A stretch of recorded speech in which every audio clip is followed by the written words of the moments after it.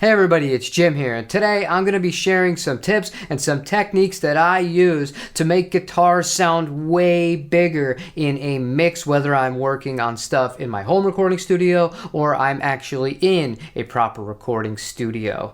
We're not going to focus too much on the gear, and there's not going to be too long of an intro to this, but there are two pieces of gear that I have to mention that are integral to this specific video and this specific recording rig that we're doing today, and that is the Friedman amplification PT20 version 2 with, more importantly, the Iron Man 2 attenuator. I was able to do this basically silently in the room, protect my ears, have the feed go out to the interface, and go from there. However, it is worth noting, everything that we're talking about in this video does not need either of these two pieces of gear. You could use a traditional SM57, an E609, a 414, a Royer, whatever it is, microphone, and you could get similar results if you just apply the same basic principle theories. Now in this video, there's only going to be one riff played. However, we're going to play it a multitude of different ways with a multitude of different layers. To begin with, we're going to start with just one guitar into the Friedman, and we're going to have it really aggressively set up as far as the gain goes. Let's hear that first.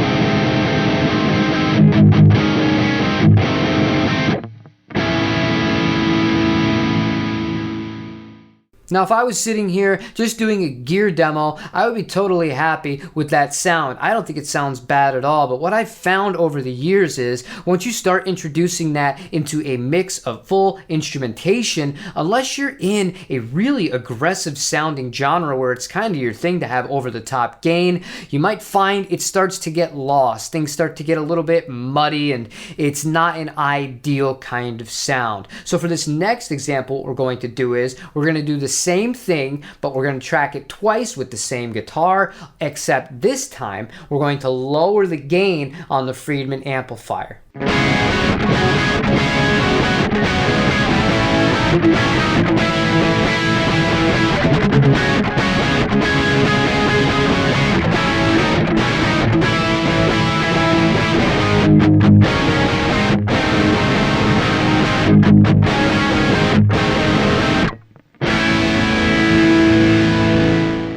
Alright, so we're starting to get somewhere, but there's one other thing that I would like to introduce, and that is panning. You do this inside of the DAW after you've done your recording. It basically determines which side of the speaker the sound is going to be coming from. Let's hear how it sounds with that.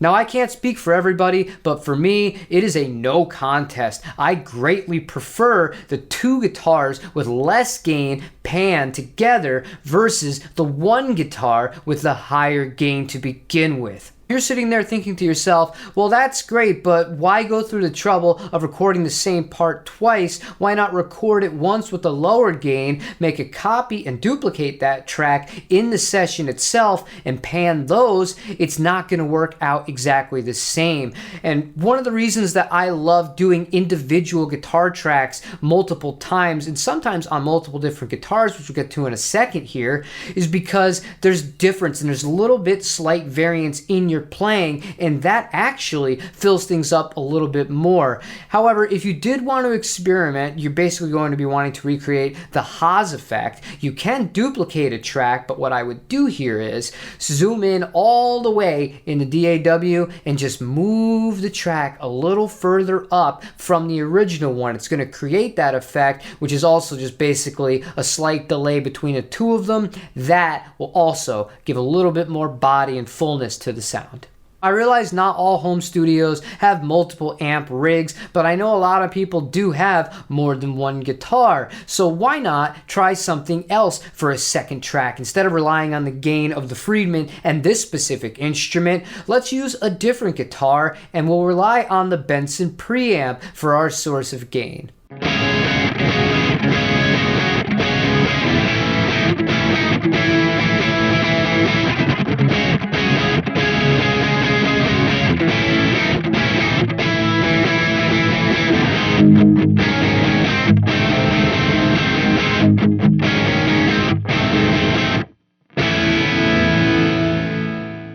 Now, out of all the techniques that I've shown you in today's video, that has got to be one of my favorites. I think it sounds awesome when you have kind of polar opposite sounds, both in the terms of where we're getting our gain from. We got it with the Telecaster using a pedal versus the Les Paul and just the amplifier. Mix them together, have fun with it. You can alter which one you want to be the dominant sound as far as the level and how high the volume is in the DAW. And again, mess with the panning. That's something that can really make a huge difference in your recordings. Now, there are many other techniques that you can use both in the box, meaning inside of the computer, and also during the actual analog portion with how you microphone the amplifier itself. But for today, I just wanted to keep things pretty simple and digestible so that hopefully, if you found this useful, you can try it yourself today and get going with it. It's not all that complicated, and I encourage you to really give it a try.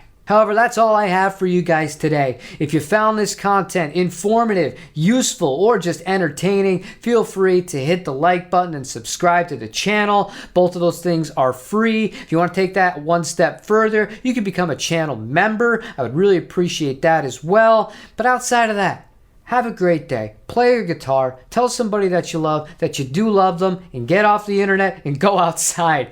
Take it easy, everybody. I'll see you on the next one.